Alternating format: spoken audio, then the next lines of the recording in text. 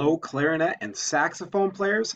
This video is a little reminder about how to assemble our mouthpiece, reed, and barrel if you're a clarinet player, and neck if you're a saxophone player. Okay, so we want to start with our mouthpiece for both instruments and some cork grease. Okay, now we want to be sure to grease the cork on our mouthpiece every time we play at first. Okay, until it gets nice and saturated with grease.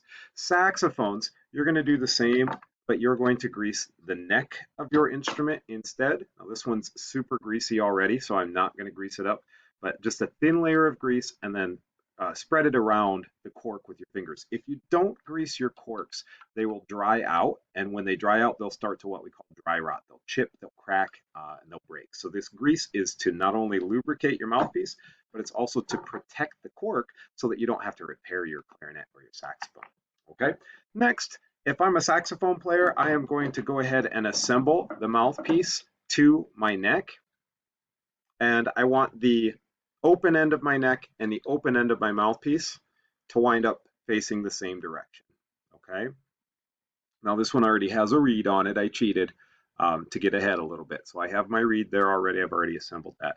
But let me show you how. For clarinet players, our mouthpiece and barrel, skinny end of the barrel up, I press and twist to get it into place. Okay, if you have a brand new mouthpiece, the cork might be pretty puffy and that might be a little challenging for you. Okay, so next comes the reed.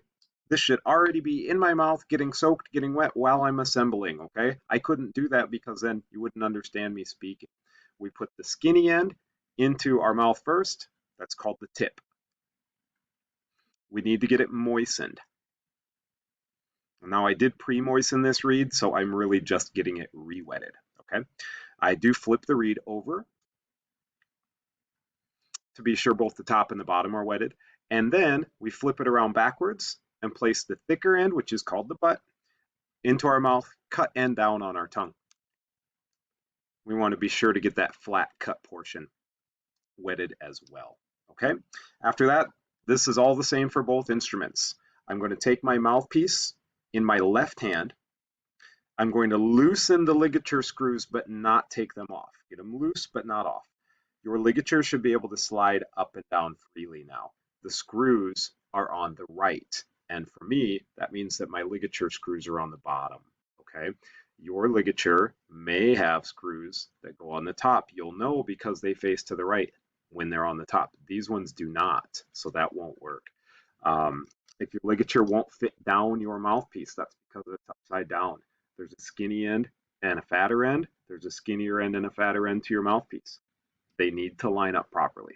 Okay, raise your ligature up and place the reed underneath your ligature, flat side facing the mouthpiece, and on top of the, we call the table of the mouthpiece. Okay, we're going to line our reed up using our fingers.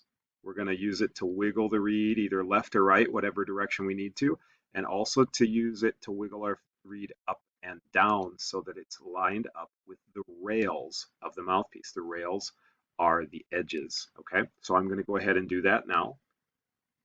Once that's done, I'm going to pull my ligature down with my thumb. Now my ligature is nice and snug, and I'm going to tighten my ligature screws. That's how we get our reed safely onto our mouthpiece. We reverse the process to take it off, and be sure that you're very careful about how you get your reed in and out of the reed case. Your fingers have a special spot they will fit when you're holding your reed into the reed case. Okay, be sure that you practice putting your reed on and taking it off so that you can do so quickly when you're here at school. All right, have fun.